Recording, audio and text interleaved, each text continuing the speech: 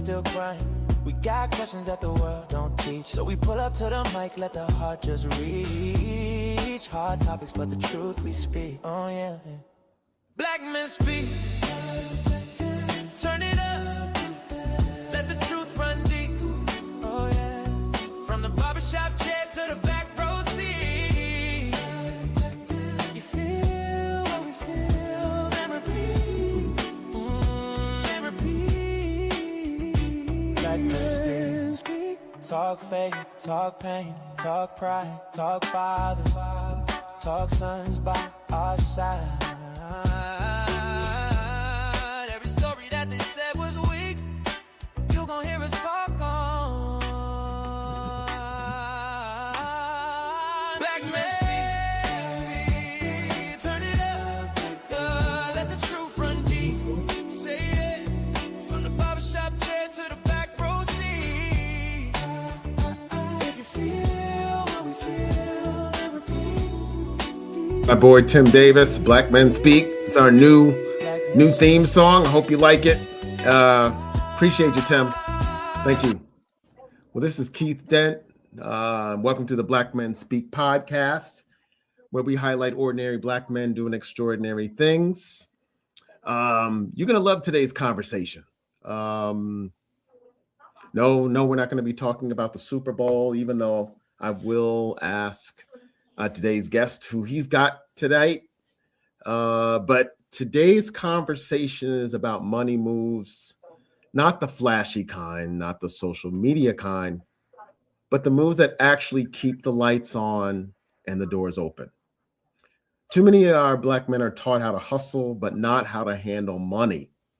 We're praised for grinding, but rarely coached on cash flow, credit, taxes, or building systems that allow our businesses to survive beyond the hustle phase.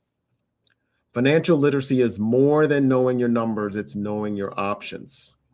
It's the difference between running a business and owning one. It's how you move from survival mode to sustainability, from getting paid to building wealth. This episode is about shifting the mindset from just making money to making smart money decisions that protect your peace, your family, and your future. So if you're building something and want it to last, you got to know what you're doing. And if you're tired of guessing and ready for clarity, this conversation is for you. We're going to be talking about money moves today. And we're going to be sitting down with a brother who knows he's just going to keep it real, give you the facts, but he's also going to give you the tools that you need. And his name is Sylvester K. Johnson. I got to ask him what the K stands for. He's the Senior Capital Access Manager at Propeller, which is in New Orleans, where he supports entrepreneurs in accessing the funding they need to grow and thrive. He's a native New Orleanian and holds a Bachelor's of Science in Engineering from Tulane University and a law degree from George Washington University. Now, prior to Propeller, he worked within the nonprofit ecosystem as part of the CDFI lender program, providing financial tools and technical assistance to underserved businesses. So he brings a deep commitment to economic equity and a passion for lifting his community. So I'm going to bring him in, but Sylvester, how are you doing today? Thank you. I'm doing well, Keith. How are you? I'm doing fantastic. Thank you. It looks like it's chilly up there, man. Yeah, very chilly. But before we get started, what does the K stand for? Oh, the K stands for Carl, man. K-A-R-L. I'll tell a quick story about that. So my name is Sylvester Carl Johnson. Okay. My dad's name is also Sylvester Carl Johnson, but my dad didn't want people calling me Junior. So his name, his Carl is spelled with a C, and my Carl is spelled with a K. So he switched it up so that he wouldn't have to put that Junior behind my name. So that's the difference between us. And I named my son Sylvester, but I changed his middle name as well. So his middle name is Michael after my wife's father. So he's Sylvester Michael Johnson. So we got a bunch of Sylvesters. Oh, I got it. Middle names, yeah. Nice, nice. I love it. I love it. So yeah, we're talking about a very important topic today. And and it's funny because every entrepreneurs, everybody starts about goals in January, and then things start to get real. And so we're going to really talk about financial literacy. So what does that really mean for entrepreneurs? And that's just beyond, budgeting and saving. Right. So that's a great question. It's a great place to start. Financial literacy for most people, they think that, okay, if I understand where the cash comes from and what I am selling my item for, and I'm making sure that the sales are going off the shelves, that is enough literacy for me as a business owner. But in actuality, financial literacy comes with so much more. It's really about your decision making. It's not just math. It's not just the cost of my goods sold and my price that I sell my goods at retail. We have to understand how the money moves throughout our business. And you have to forgive me because I'm going to talk with my hands a lot. It's all good. But the timing, how the cash that we take in affects our cash flow. Sometimes we take in things other than cash. Maybe we take a credit card, and when that is getting deposited into our account, and what is our ability to take that cash and understand its process throughout our business, from taking it in as revenue, using it for both operating expenses and purchase of materials, when we can make those purchases, how we realize that cash, and making sure we can explain that to a lender or an investor or a potential partner, so that they understand exactly what's coming into the business, what's going out of the business, and where our profit lies. So those things must align with our long-term vision of our businesses.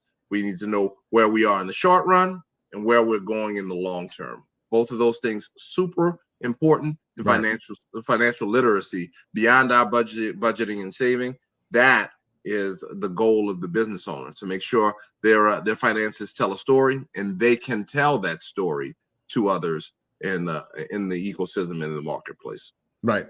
And what's so interesting, I just thought about it now, is that one of the things, also the biggest challenges, is that we don't think of ourselves as a business, just our own personal lives as a business. So how our cash goes in comes into our, so like it's from our job, and then how it goes out, and when, also in reference with our bills. So that's also a good thing, where people who may not be business owners can take this information today and apply it to themselves. It's certainly, because that's where it begins. If we don't begin with ourselves, looking at ourselves and our family as a business, and when our paycheck comes in, and what's going to hit, and how we budget those dollars to go out, so that we're not overdraft, or we're not depending on other things. Super important to look at ourselves that way, so that, because those things are going to translate into our business as entrepreneurs. Right. So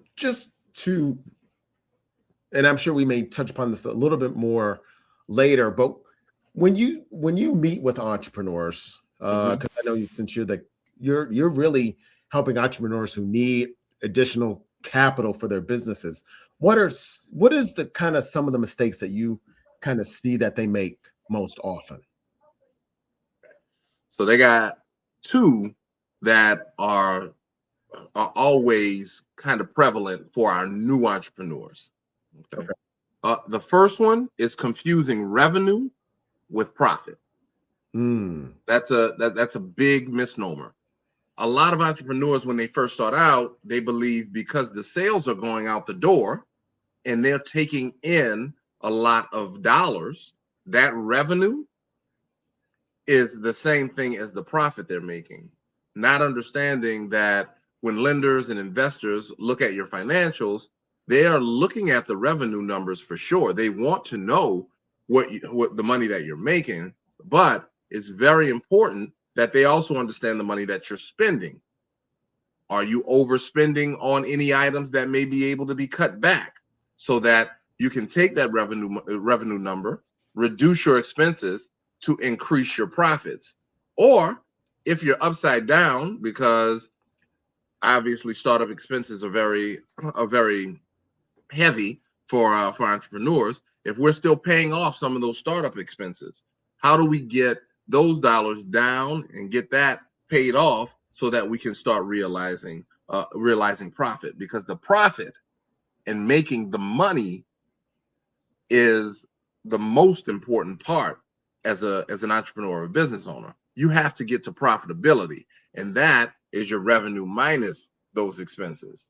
We've seen entrepreneurs all the time. Oh man, I sold 100 units at $1,000 a piece, so I've made $100,000, but the units cost you $60,000 to produce, and then you have another $45,000 in operating expenses. 60 plus 45 is 105. You only brought in 100, so now we're upside down. We're actually at a $5,000 loss.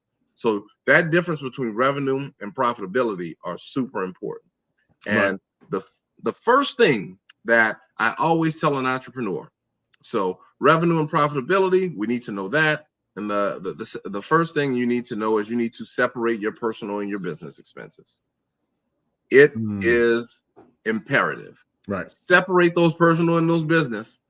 You have to. My mentor used to tell me it's like the separation of church and state. You got to make sure those personal expenses over here and the business expenses over here, because if you don't, it's going to create problems with taxes, with credit. It's going to create problems with lending or investing later on. Right. We have to make sure that we're separating those things. So the difference between revenue and profit, one, and separating our business and personal expenses, two. Those things are imperatively important to the new business owner.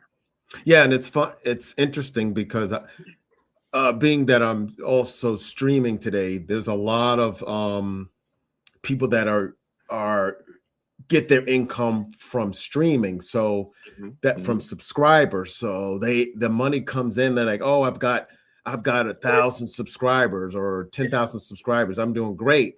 But let's say they have to pay all this money for production of a particular stream. They have to subtract that from the bottom line because those are the expenses that they've had to incur to actually put on a stream. And if you're doing that every day for a month, then you're like, oh, well, I have all these, I've gotten a lot of money from my subscriptions, but then when they get to their bank account, wonder where all the money went. That happens often. We have to know. Yeah. We have to know where it's going, because we know when it's coming in. That's the fun part. Where it's going, those are the details. So we have to make sure we know exactly where that's happening.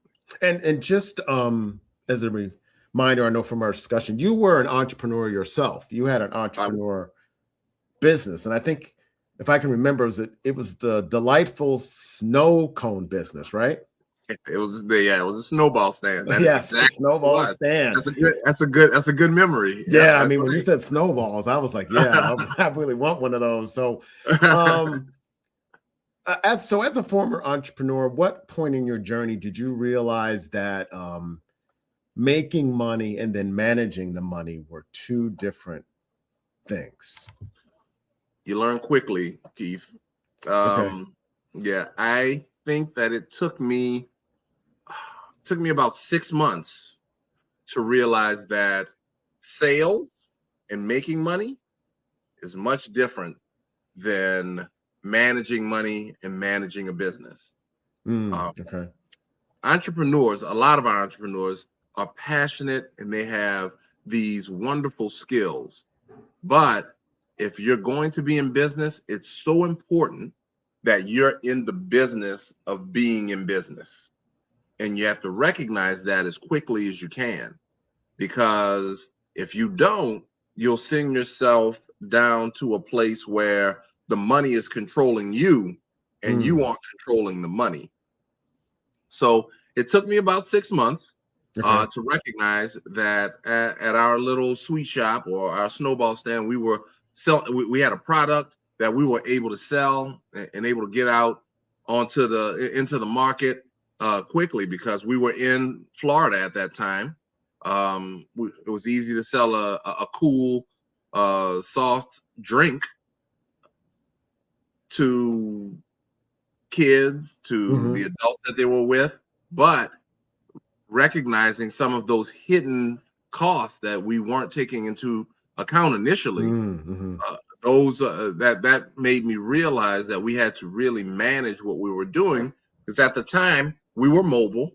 So as I knew the supplies for the cups and the syrup and the ice, making those types of things, and then the things that we would buy wholesale, the hot dogs and the chips, but they had some hidden costs in there.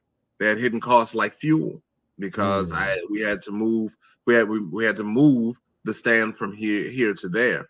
They had some electrical hidden costs, because as we made the ice ourselves, thinking, oh, we don't have to pay for it, but you actually do have to pay for it, because the electricity that you're using to fuel the machine or to run the machine, that costs you dollars, and it goes towards your bottom line. So that was super important. All right. To learn quickly and to get ahead of, so that we understood exactly where our money was coming from and where it was going, in order to ensure that we were making a profit. That's great. So 6 months.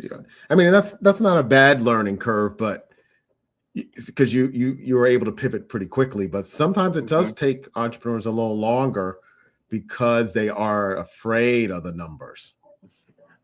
It takes a little longer because you're afraid of the numbers, and those 6 months go by and you don't want to look at them. And then another thing you have to realize, we started a business that was relatively easy and simple. Some of our entrepreneurs have more complex ideas, and with complexity comes a little more complexity in the financials. So it may take a little bit more of a learning curve to understand or to ask for help, because a lot of times we won't do that. We want to try to figure it out on our own, but asking for help is the most powerful.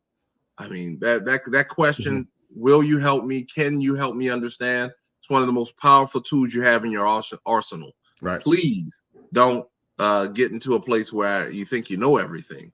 Go ahead, reach out, find a mentor, find a partner, find a specialist, get the information, because you don't want 2 years to go by, 2.5 years to go by, and you're still trying to figure it out. Not that you can't fix it. Right. There's always a way to fix it. We always can dig back and figure it out. Don't ever think that you're lost, but you want to try to catch it as quickly as possible, so you have I guess the most straight line to understanding and profitability as you can. Right. So just remind me to ask this question at the end, because Really Too Wavy has a question about financial literacy books, so I want to make sure I don't forget. So right in here, got it. This is Black Men Speak. We're really kind of speak to Black men, but this is really for any entrepreneurs. What are the core money moves that the entrepreneurs should master in their first 1 to 3 years? I have an idea, but I'd love to hear, your thoughts, being the capital access guy. Okay. So we're going to go back to a previous question. First, separate your personal and your business finances immediately. Okay. That's number one. Make sure you have your business. And before you go ahead. And before you move forward, what in essence, what does that mean? Okay. So all the things that you're paying or you're spending in your home, I mean, your rent at home, your utilities at home, that's your water, your gas, your electricity, your cable at home, your groceries at home. You want to make sure that is coming out of your personal expenses. Okay. Whatever those personal expenses are, and however you're funding them, make sure that they are coming there. Now, your business account, I want you to make sure that all of your business expenses are coming out of there. Let me list a couple. Any licenses and insurance that you may have for the particular business that you're in. Any cost of your goods sold. So if you have a product and it costs, you need wood and you need screws and you need rubber, just making that up, obviously. Those things come from your business account, okay? You want to make sure you can look at your accounts separately and see all the things that you're spending on your business and all the things that you're spending on in your personal life, and they will be separated, okay? Very important. Revenue that's coming in from the business, please let that go into the business account. I do know that you need to pay yourself. I understand that completely. But if you're paying yourself a certain amount, let it come into the business and then let it be a payment to your personal account, just as if you were paying an employee. Right. Make sure that those are separated immediately. That's number one. Right. So i.e. 2 separate accounts. 2 separate accounts. Yes, okay, sir. Great. Okay. The second thing I want to make sure that we do is we learn to read our financial statements. Okay. We have 3 statements that are relatively important. A balance sheet, okay, a cash flow statement, and an income statement. Those 3 are the 3 that we want to be able to create, even if someone else is creating them, a bookkeeper or an accountant, or if you have QuickBooks and it creates it, whatever we have, we need to know as we read them what we're looking at, okay? The balance sheet is going to tell you your assets and your liabilities, both long-term and short-term. And we could do a whole nother pod on that, so I'm not going to get deep into that. But the cash flow is going to tell you where your money's coming from and when it's good to spend. So if I have cash that's coming in, that's being, I can put it into my till, that can go into my bank account, I can spend it immediately. If I have credit that's being paid on net 30, I can realize that I'm getting paid that money, but I won't be able to spend it for 30 days because it won't come in until then, and until the account until then. And then lastly, I know what my expenses are, and I know how much of that revenue is being spent on expenses. And at the bottom, I'm gonna know what my flow is for that month. Some months it may be negative, and other months it may be highly positive. Obviously, we're trying to get to a consistent positive cash flow. But as startup businesses, sometimes we have to dip into the negative before we get to the positive. So we need to be able to read that. And then lastly is our income statement. Now, the income statement does not do it looks and it's similar to the cash flow statement, but it does not tell us the same thing the cash flow statement tells us. Reason being, the cash flow statement is going to tell us when the cash is available, when we can spend it. It's going to look at it as a daily up and down. The income statement is more of a wide overview. It's going to tell us how much revenue we're making and what our expenses are. And then it's going to tell us if we're profitable or if we're losing money. It's not going to look at the timing as much as the cash flow statement is. So that's number 2. We have to make sure we prepare and learn to read our financial statements. Okay. The third thing is I want you to build credit intentionally. Okay. What does that mean? Build credit intentionally. We all have our issues, whatever they may be. Entrepreneurs often go into debt, often are looking for ways to finance their businesses. So with that, sometimes there's credit card debt. Sometimes we get loans from friends and family. We may get a small loan from a credit union that we have a relationship with. And sometimes with a small business, we're going to talk reality here today, Keith. Sometimes we miss a payment, or we have a late fee, or we're not on time. When we have that happen, we want to do 2 things. One, we want to reach out to our creditor. We want to make sure they understand, listen, I have missed a payment because, or I need to make sure that I catch up on this payment, and this is how I'm going to do it. People don't like doing business with entrepreneurs who hide. We need to be out front, and we need to be looking at those relationships that we have so that we can preserve them. Okay. And as soon as we're able to make sure that our bills can be paid on time, we want to make sure that we are taking care of bills on a monthly basis, paying them on time, so that we can then build our credit intentionally and get it from wherever we start. I don't care if it's 550. Wherever we start, we want to get it from there and immediately get us to a place where we're able to say, hey, listen, we're going to be a better steward of our credit, because the time when we are going to need to use credit is going to come. And what do you think? What do you tell the entrepreneurs who say, I don't want to mess with credit? Is that short-sighted? It is. I understand entrepreneurs who want to bootstrap their businesses. I get it. It's understandable. I'm sure that we have a number of entrepreneurs that can and will go years without having to access credit. But I will tell you this, and I'm looking into the camera directly. If we are going to be a business that is going to grow, okay, a business that's going to grow, not one that's going to contract, not one that's going to stay stagnant. If we're going to be a business that's going to grow, we are going to have to become comfortable using and managing our credit, because if we don't, there is no way. Let me not say that. There are only a few ways, and not all of them are always available to us as Black entrepreneurs, to have our business grow without using other people's money at some point in time.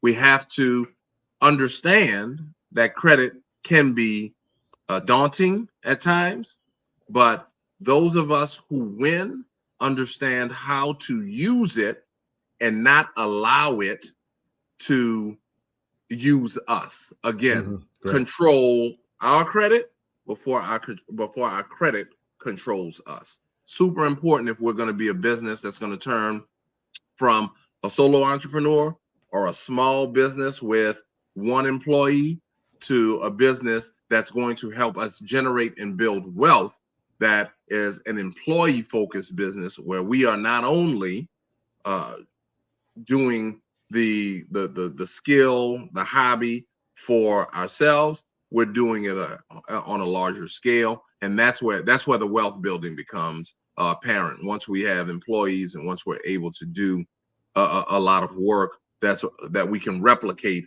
with a team.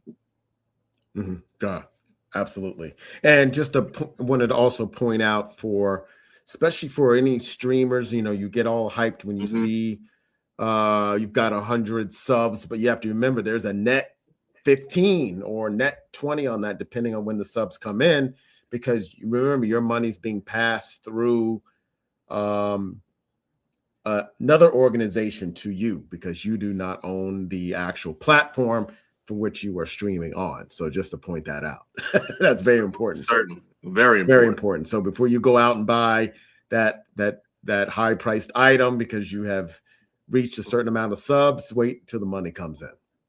Certainly. That's that cash flow conversation. Right. You're right. Right. So you had a fairly modest business. So meaning sounded like you didn't really have a lot of overhead. So how did you balance when your revenue came in, reinvesting in the business, as opposed to paying yourself, while still as a goal to building up personal wealth? It's got to be strategic. Okay. Super important. It cannot be. I guess it cannot be an afterthought. We can't get the money and then say, oh, it's going to take care of itself.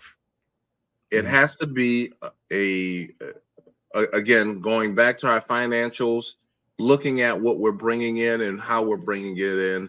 It has to be a strategic decision to make sure that we know where we need the dollars to go and what we need them to do.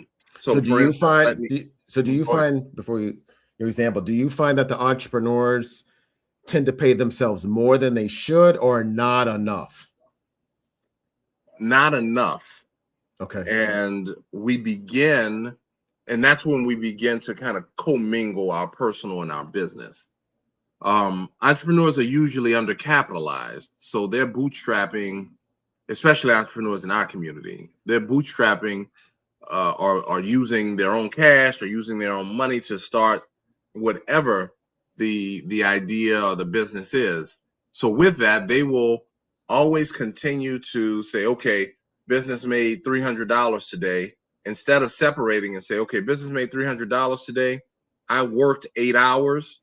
I need to pay myself a wage, 8 times $15. Let's say I need to pay myself $120, so the business actually made $240, and let's operate off that $240 as the $120 is a real expense that goes to me so that I can take care of my personal business. Without that, a lot of times we'll take that $300 and we'll just start paying all kinds of different bills. We'll start paying personal bills. We'll start paying business bills. We'll start doing everything with the $300, but that does not help us understand what the business needs or how it's operating. If we knew that, okay, we give this $120 back to myself as an entrepreneur, now we have $240 left that we need to get other materials, get other goods, figure out what we're going to do with it. And then we come down to the end and we say, uh-oh, we need another $60. We're $60 short. We can then say, okay, I've paid myself $120, but I'm going to take 60 of that 120 and I'm going to reinvest that back into the business. Those dollars need to go back into the business. We have to be intentional about where the money goes and how it moves, like we talked about earlier. Right. Forgetting that or ignoring that is not going to allow us to know how healthy the business is, because, Keith, there's sometimes we know that businesses will operate at a loss. But if we continue to operate at a loss, and it continues to happen, we may have to make a decision either to pivot and do something different, or to recognize that this business might not be profitable. And if a business isn't profitable, I'll tell you what, it doesn't make any sense to be in business. So we have to know where the money's coming from and where the money's going, so we can make those assessments and make the hard decisions that come with being a business owner. Gotcha. Yeah. I mean, and by not taking, and a lot of times what we try to do is not take the money out to prop up the business more than we should. But then you end up, you as the entrepreneur end up with nothing. That's correct. I mean, you're going to end up with a failing business anyhow. So it's better to understand, okay, I need to pay myself these dollars. And if I need to reinvest the money that I'm paying myself, okay, but I understand exactly what I'm doing. I know that I've paid myself and there needs to be some owner's contributions to come back to my business until I get to a place where the business is actually operating profitably. The business is operating profitably when I'm able to pay myself as an employee and I'm able to pay the expenses to operate and the cost of my goods or services that I need to sell. So those things are really important to be detailed or get into the details about writing down and doing the math, because with that, it's going to give you clarity. It's going to give you either you see a path to profitability or you see, well, maybe I'm not charging enough for my services. Right. Maybe I'm paying too much for my materials. you can pull on different levers when you actually know what's going on. If you don't know, if you don't recognize what's going on, it gets you into a place where I don't know how to fix it, or I don't know what I can do, and it promotes, again, a business that won't succeed, instead of a business that has a way out. So in essence, you're just saying make sure you strategically decide if you're gonna take money out of the business and then if you decide you don't want to do, that's the choice that you're making, but make sure you do it on a consistent basis. Yes, got to do it on a consistent basis. Got to do it again strategically and knowingly, so that you understand exactly what it is that you're doing and where the money is going, so you can adjust if necessary, right? And then once your business is profitable, and you're making a consistent profit over the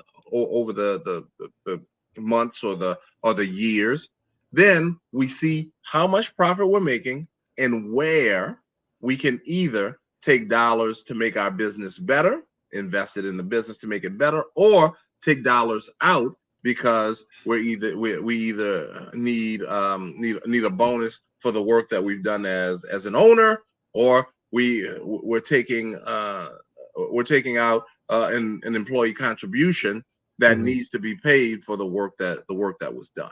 Right. And so you mentioned I think about pricing and the possibility of us as entrepreneurs not pricing properly.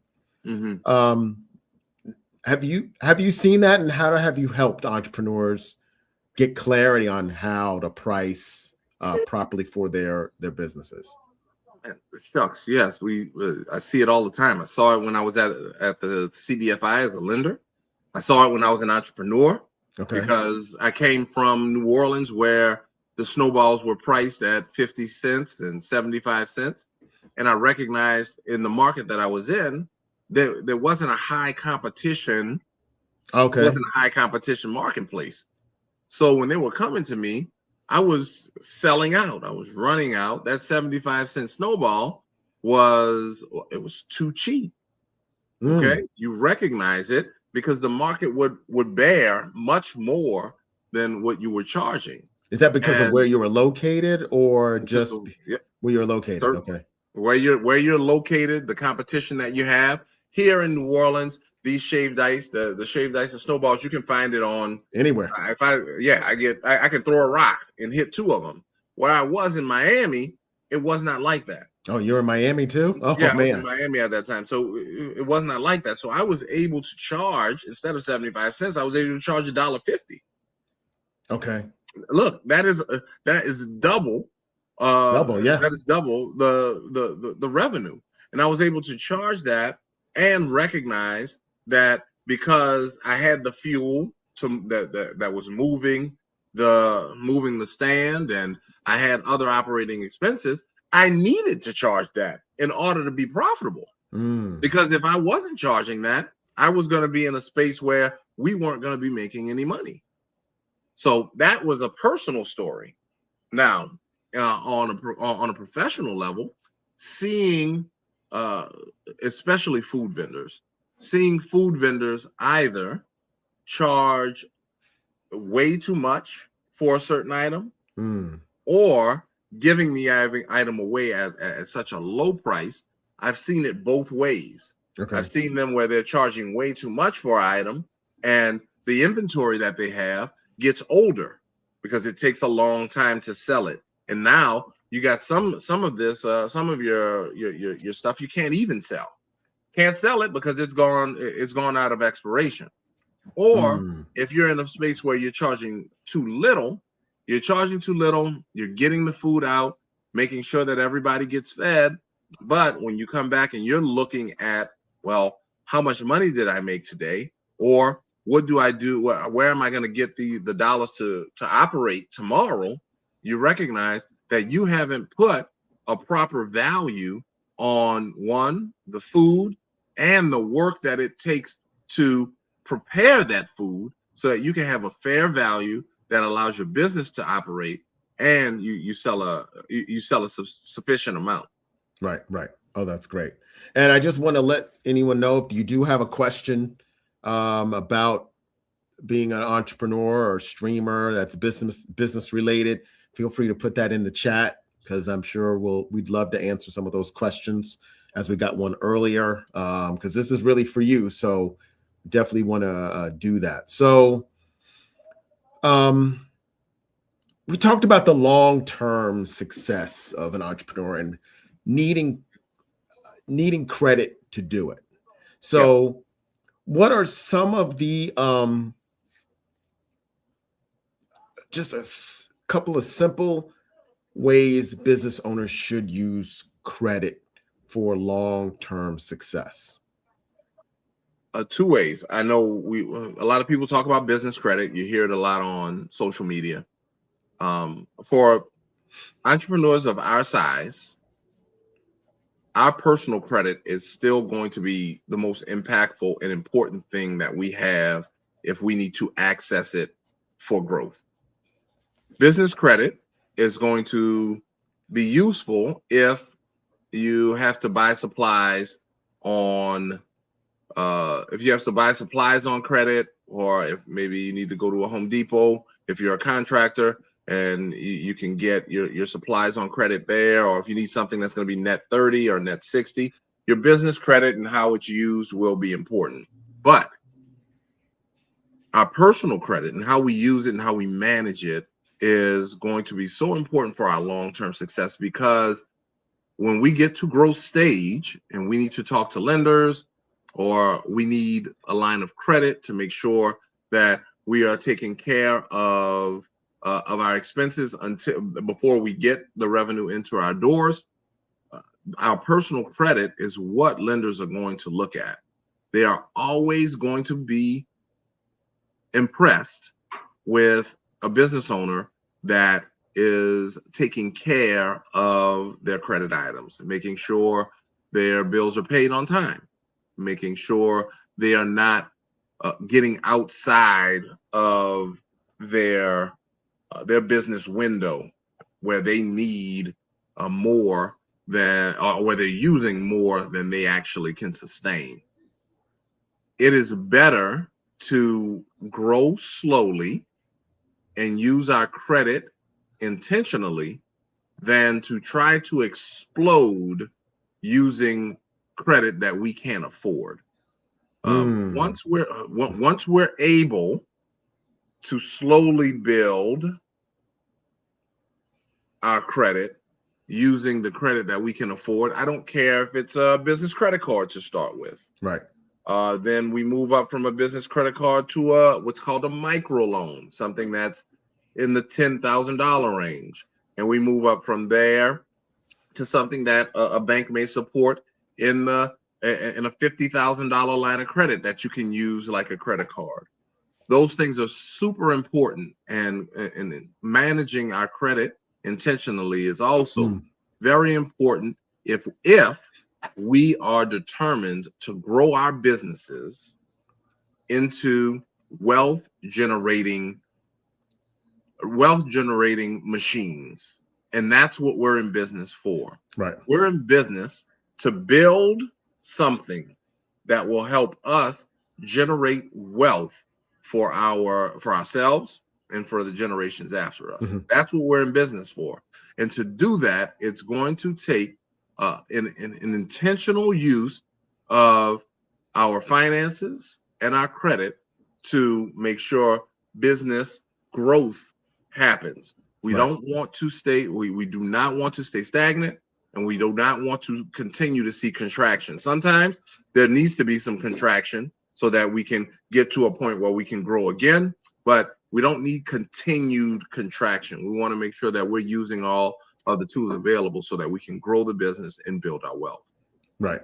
So since our personal credit is what we lean on, especially in the beginning, and this question came from the audience, which was a great segue. So what's a great strategy for credit card debt if I am interested in starting a business? How should that be attacked? First thing we have to do is we have to strategically pay it down. Okay. Sometimes we're unable to say, hey, we have a $10,000 debt.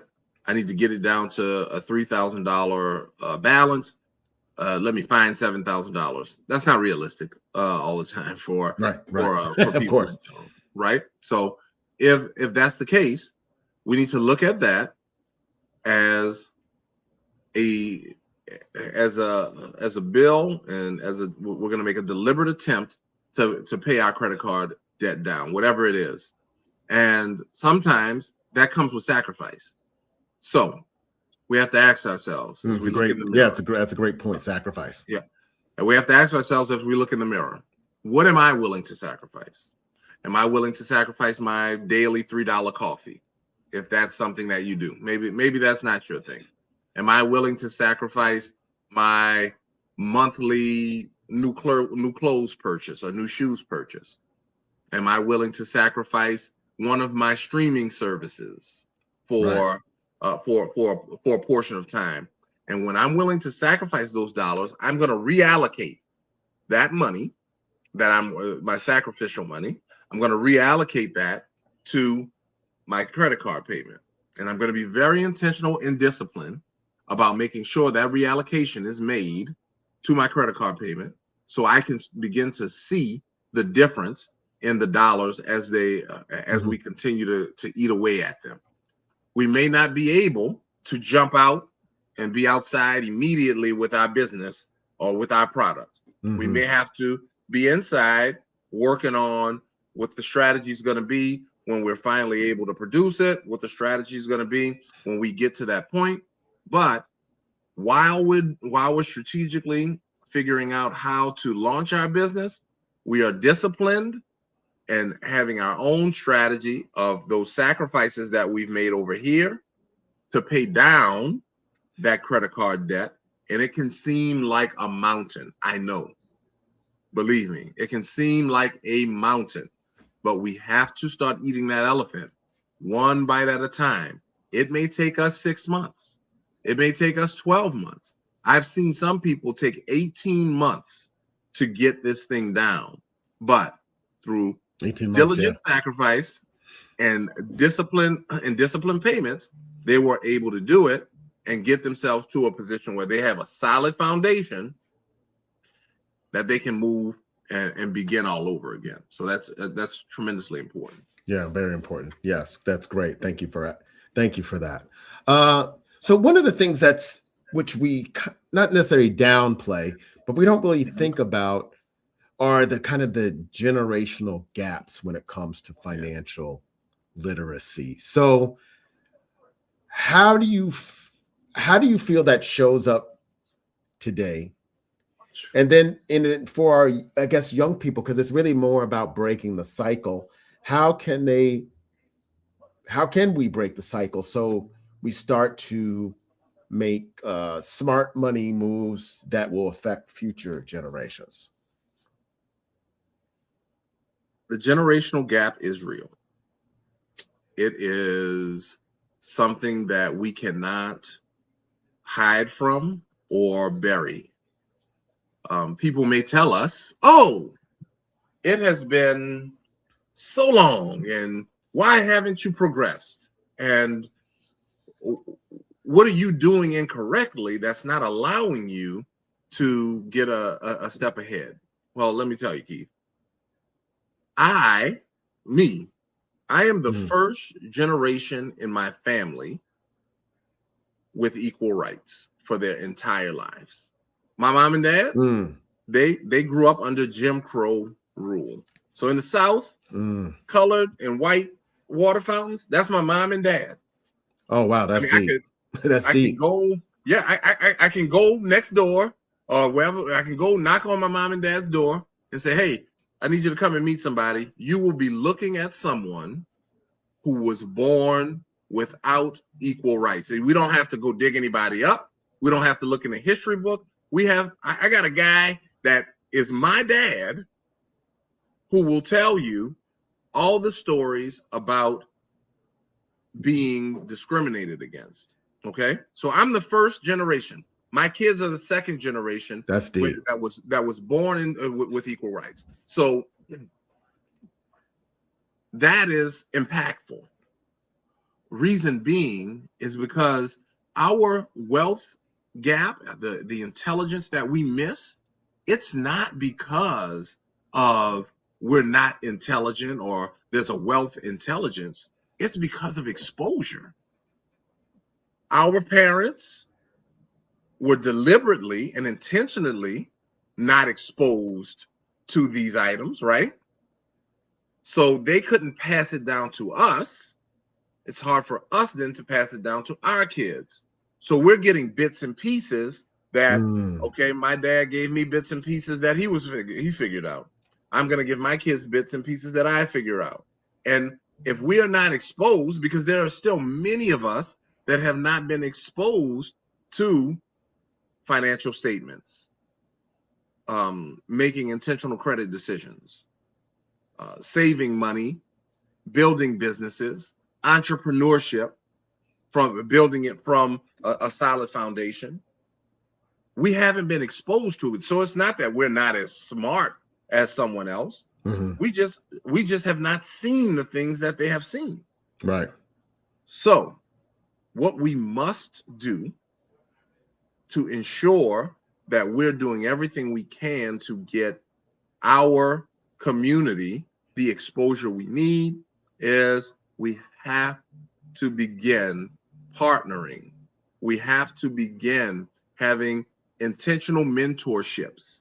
We have to begin having these conversations that you're putting and streaming all the time. These are conversations that we have to have because questions come up, and I need to have answers for those who have questions. You need to have answers. I need to be able to ask questions of others, right, so that we can have these roundtables, these mastermind groups that will quickly gain us the exposure that we're lacking, so that we can do our best. And it's not going to happen overnight. I don't care what the media tells me, what the government tells me. It's not going to happen overnight. We're going to have to be intentional about dragging each other into the future of entrepreneurship and making sure we all have the information that's necessary, because I don't have it all. You don't have it all. And our parents it was intentionally hidden from them. So we have to do the job of working together and ensuring that we are pulling the curtains back from the wizard. Because if we always think that it's somebody's telling us, oh, you're just not smart enough, or, oh, you just don't have enough, you don't have enough information. Well, it's because it's being hidden from us. So together, right, we have to give each other the knowledge and the information that we find, right, so that we can lead each other to success. And it sounds like just based on your energy, you provide a certain piece to the entrepreneurs that you work with, especially because, I mean, in our communities, we know our entrepreneurs can probably tend to hide and not share especially when they're not doing well. Yes. When we're doing well, you'll see them out in the street. They'll be on the corner selling everything, know. But when they go into hard times, you have to send out, investigators to find them. Right. So how do you provide that peace to let them know that it's okay that you're not succeeding as well as you think you should? It's what I open with, because when you are outside and everything's going well, that's great. But when the hard times hit, or the struggles or the challenges come, that's when you need each other. And we must understand that everybody has hard times. It does not matter who you are, doesn't matter what business you're in. It's never going to be 100% roses and gold. It just doesn't work that way. Hard times are what business is what business is about. And I want everybody to understand that I have hard times. The guy who's up here, the guy who's up here talking, I am not immune from hard times. And when I have those hard times, I want to be able to lean on you, my community. I want you to be able to lean on me, because guess what? I may have gone through something that you are experiencing now, and I may have a quick fix. I may have the answer. But if you keep it hidden, if you're not sharing because it's embarrassing, if you're not sharing because you don't want me to know, you may be missing that blessing or that knowledge that a friend, a colleague, a community member may have. So that's when we need to come together the most, Keith. Right. And just to be clear, you also were working with entrepreneurs who may not have the top tier education. They're just individuals who've had a business idea and had a gift that they wanted to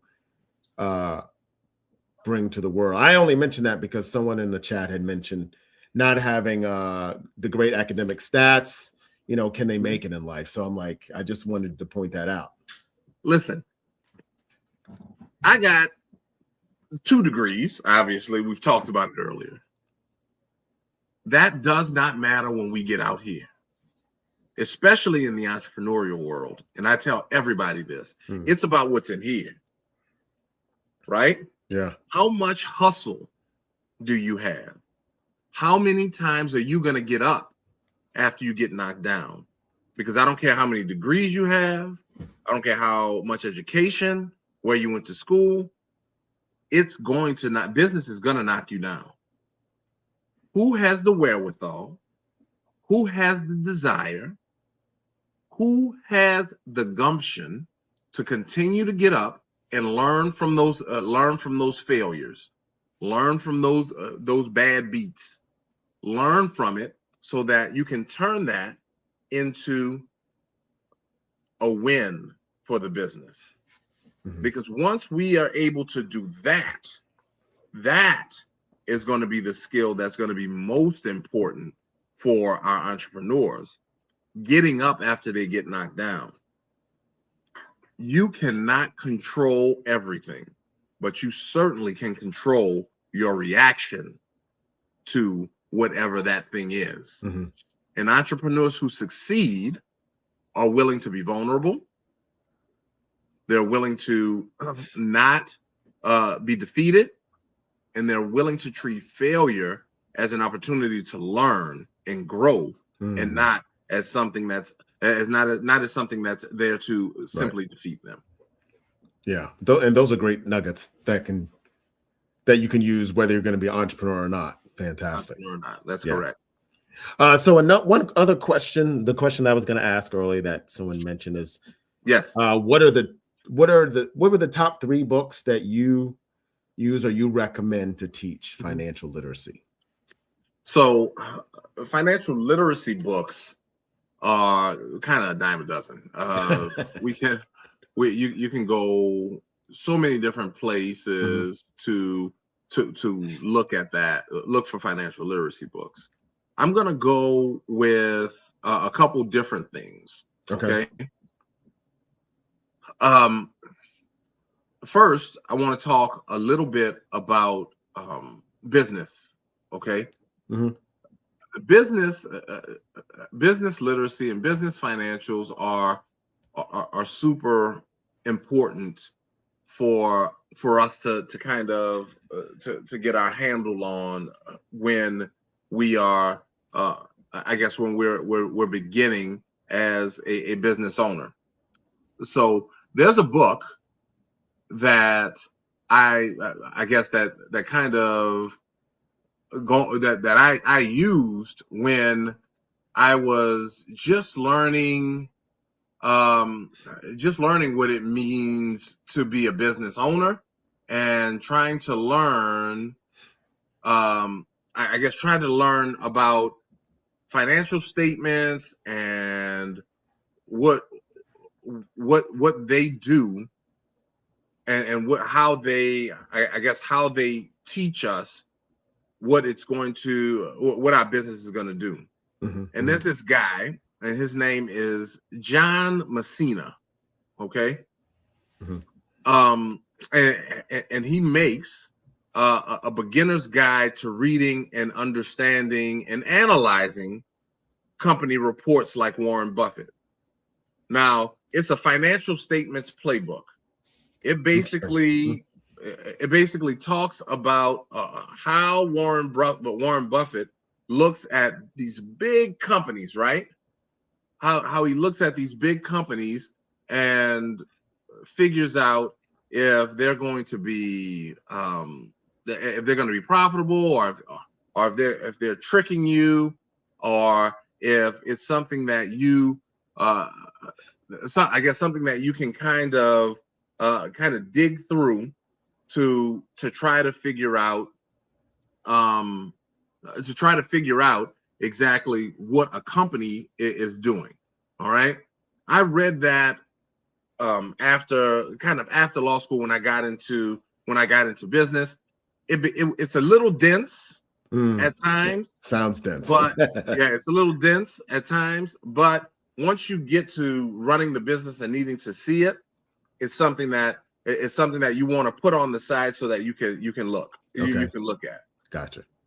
The first book that you want to read, and it is it's going to tell you a lot about just life in general, is that book, Rich Dad Poor Dad. Rich Dad Poor Dad was something that I looked that helped me understand what people outside of our community were learning at a basic level, like how to use your money, what assets were, what liabilities were, what we should be spending our money on, and what rich people or what we tend to look at and think rich people are spending their money on, and they're really not.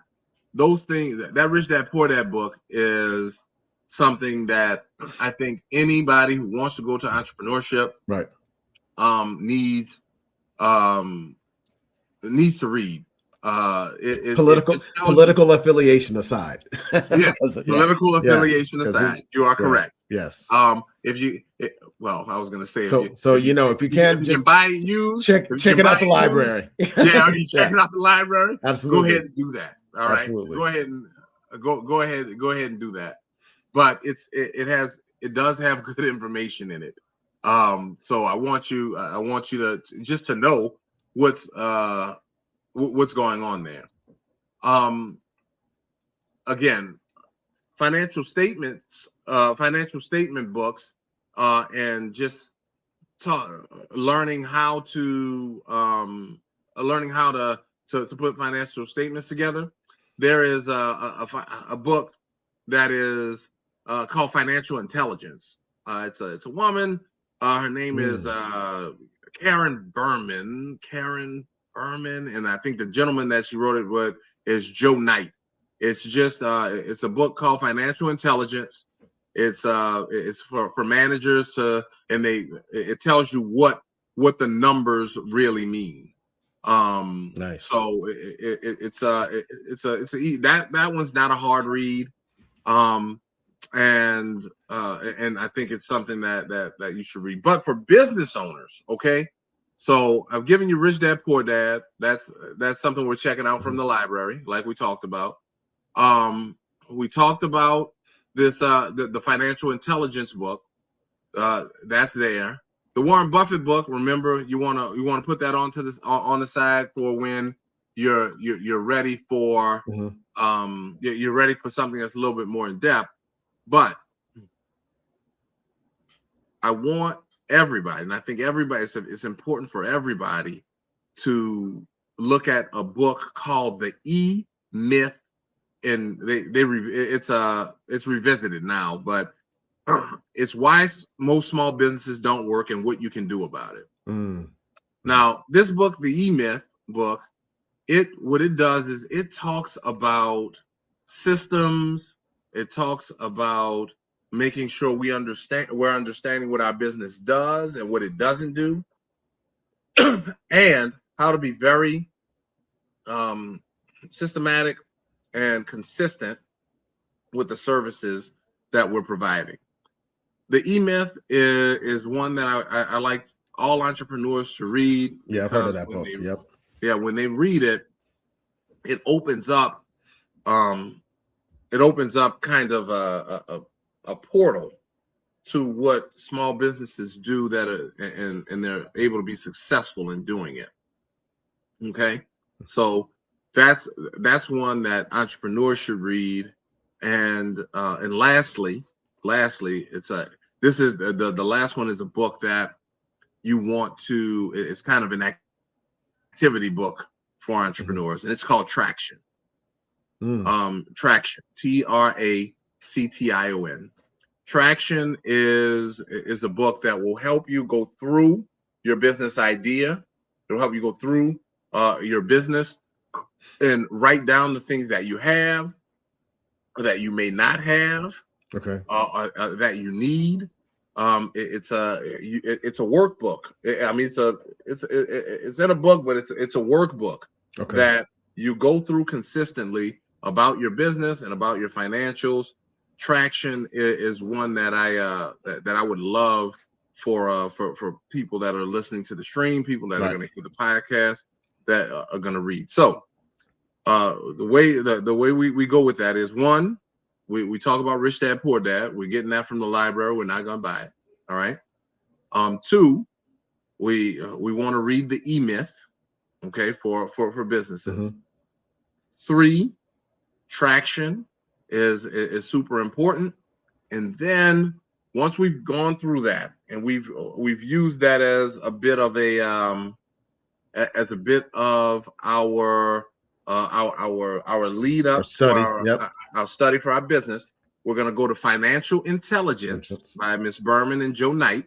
That's gonna help us with our financials. And then when we need to get deep into the weeds, we're gonna go to the Buffett book, and we're gonna keep that on our desk, just so we'll know when we're looking for it. And that's one that you may want to read with someone else. You guys ask each other questions. You guys take different things from it and say, look, this is something that I knew. But what about you? What did you find? And you can almost book club that one. So those are the 5 that I got, and that's in that order. Very robust studies. Yeah, appreciate it. So as we close, I have 2 more things. Yes. So if you had, and this has really been great, by the way, I think entrepreneurs will take away, and even if you're not starting your business now, you'll take away some nuggets that could be helpful. But please, as if because especially nowadays, the attention spans are much shorter, so they probably forgot what we talked about in the beginning. So what is the one word or one financial principle that people should take away from this stream or podcast that they must do as entrepreneurs? This is it. This is the thing that you can cut, clip, put on Instagram as the quick hitter. Okay. Entrepreneurs, especially beginners, you have to control your money. Don't let your money control you. That's the thing. It comes, and we can substitute credit in there for money. We can substitute business in there for money. It's all about you having the control and not allowing the business, the money, the credit to control you. And that's everything that we talked about in a nutshell. Being strategic, making sure we're analyzing and understanding our financials, making sure we're intentional about our credit, making sure we're building relationships that matter, that are going to help us. We are going to control our money We're going to control our business. We're going to control our credit. We're not going to let our business, our money, our credit control us. Right. That's the way to success. And the word in parentheses that we'll have to go with that. That means no. That means no. You will have to say no a couple of times in order to control your money, because that big project that you want to take on may not be worth it.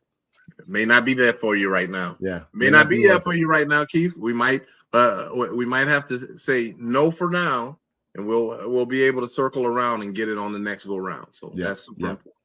Well, Sylvester, this has been fantastic.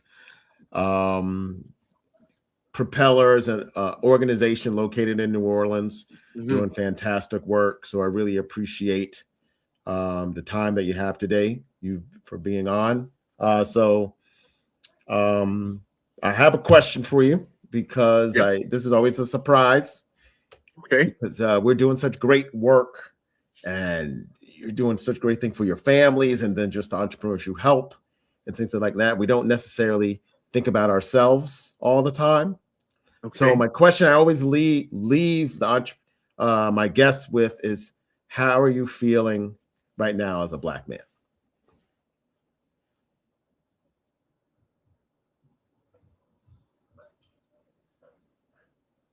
I am feeling challenged.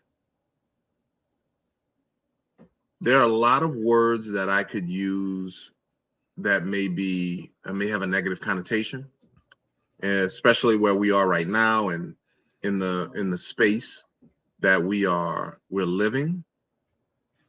But I think challenged is a word that, while it tells us we're in a spot, okay, it gives us the opportunity to rise up to the challenge. Nothing is going to be given to us. It never has been, and I don't believe that it ever will be. I see the things that are being put in front of us consistently these days, and they being those that are against us, our development, and our journey to success. They are putting things in front of us that are there to try to discourage and stop us from moving forward in our journeys. What people don't realize is we have been the most challenged demographic in the history of the world, and it's not going to be that easy to push us off our line. So today, as I feel challenged, I also feel encouraged by communities like this that allow us to share and fellowship and help to bring each other along. Propeller does that work. Keith, you're doing that work. All the people who are here to hear the stream and that will listen to it afterwards are interested in that work. And as long as we continue to join and move together, we will not be deterred. So that's what I'm feeling today, Keith. I'm feeling challenged. And I know that you, brothers like us, are here to step up and rise to that challenge. So that's where I am with it today. Great. That's awesome. And end on a lighter note, who you got tonight? I think it's going to be hard for the Seahawks to lose, Keith. Hard for the Seahawks to lose. Okay, Yeah, I hear think you. it's gonna be hard for the Seahawks. I think it's gonna be hard for the Seahawks. I'm getting a little nervous because everybody's picking the Seahawks. I'm like, I hear you. And all of a sudden, somehow the Patriots win, and I hear know. you. I hear you. I think it's gonna be hard. That defense, I'll be over the edge. That defense is pretty good. Yeah, the defense is pretty good. So it's gonna be hard for them to lose. But we'll see, because you're right. I feel the same way. We're getting a lot of Seahawks talk. Yeah, I hear you. All right, hold on, just a quick second. Thank you for being on tonight. Appreciate it. No, thank you guys. All right. Okay, this is Keith Dent for the Black Men Speak podcast. Really appreciate everyone being on today. If you can, subscribe, follow us. We also have a Patreon account too, so look for us on Patreon and support the show, and so we can have great guests like we had today with Sylvester K. Johnson. So this is Keith Dent for the Black Men Speak podcast. Peace.